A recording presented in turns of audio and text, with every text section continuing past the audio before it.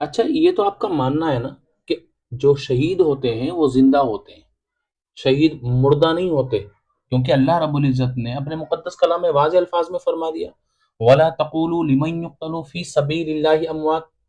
اللہ نے فرمایا جو اللہ کی راہ میں مارے گئے ان کو تم مردہ مت کہو، بل احیاء ولکن لا تشعرون، بلکہ وہ زندہ ہیں لیکن تمہیں ان کی زندگی کا شعور نہیں ہے۔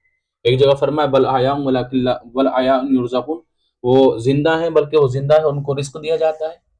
اچھا ایک سوال کا جواب دیں گے؟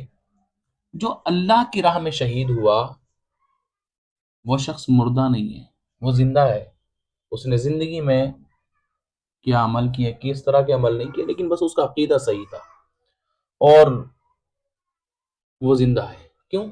کیونکہ اس نے اللہ کے رسول کے جو دین ہے اس پر اپنی جان کو قربان کر دیا۔ تو جب اللہ کے نبی کے دین پر جان قربان کرنے والا زندہ ہے، تو جس نبی کے دین پر جب جان قربان کی تو اس نبی کی زندگی کا عالم کیا ہوگا؟ وہ نبی بھی تو زندہ ہوگا نا۔ اعلیٰ حضرت فرماتے ہیں کہ تو زندہ ہے واللہ، تو زندہ ہے واللہ، میری چشم عالم سے چھپ جانے والے۔ تو زندہ ہوتا وہ نبی جس کے دین پر مرد مٹنے والا شخص زندہ ہو جایا کرتا ہے۔ دوسری بات یہ ہے کہ اگر آپ کی وائف ہے، آپ کی بیوی ہے، تو آپ اس بات کو سمجھ سکتے ہیں، آپ نے دیکھا بھی ہوگا، مسئلہ بھی یہ ہے کہ جب کوئی بندہ مر جاتا ہے تو اس کی بیوی عدت کرتی ہے، ٹھیک ہے نا، یہی ہوتا ہے نا۔ یہ کہیں آپ نے ایسا دیکھا کہ کوئی بندہ اگر مر جائے تو اس کی بیوی عدت نہیں کرتی ہو؟ نہیں کرتی، مت کرے، لیکن حکم تو یہی ہے نا کہ اگر شوہر مر جائے تو عدت کرے گی۔ لیکن کیا کبھی زندے کی بھی کوئی عدت کرتی نظر آئی آپ کو عورت؟ ٹھیک اسی طرح سے رسول کائنات بخاری شریف اٹھا لیں، ترمذی شریف اٹھا لیں، دیگر سیاہ ستہ کی دوسری جو ہے کتب کے اندر یہ حدیث پاک وارد ہے۔ مرقوم ہے کہ اللہ کے رسول صلی اللہ تعالی علیہ وسلم کے اس دنیا سے ظاہری طور پر چلے جانے کے بعد، پردہ فرما جانے کے بعد میں، جو ازواج مطہرات تھی، امہات المومنین تھی، ان میں سے کسی نے عدت نہیں کی۔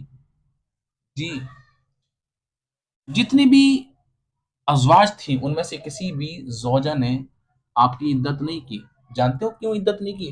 کیونکہ عدت تو اس کی جاتی ہے جو مر جاتا ہے، اور میرا نبی تو حیات ہے، لہذا عدت کیسی؟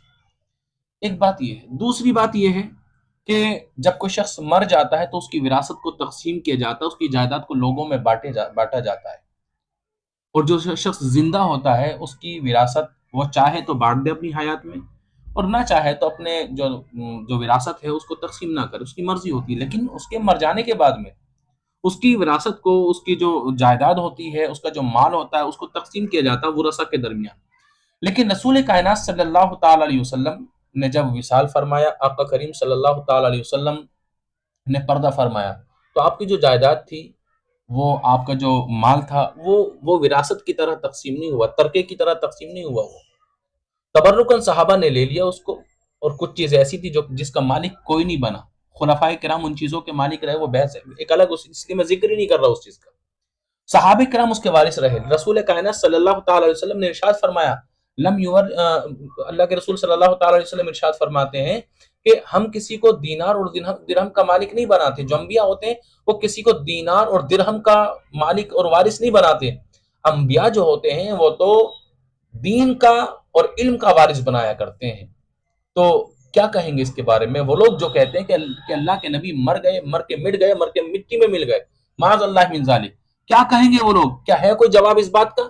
یا پھر اللہ کے رسول صلی اللہ تعالی علیہ وسلم کی وہ حدیث پاک جس میں اللہ کے رسول صلی اللہ علیہ وسلم نے ارشاد فرمایا، ان اللہ حرم علی الارض ان تاکل اجساد الانبیاء فنبی اللہ حی یرزق؟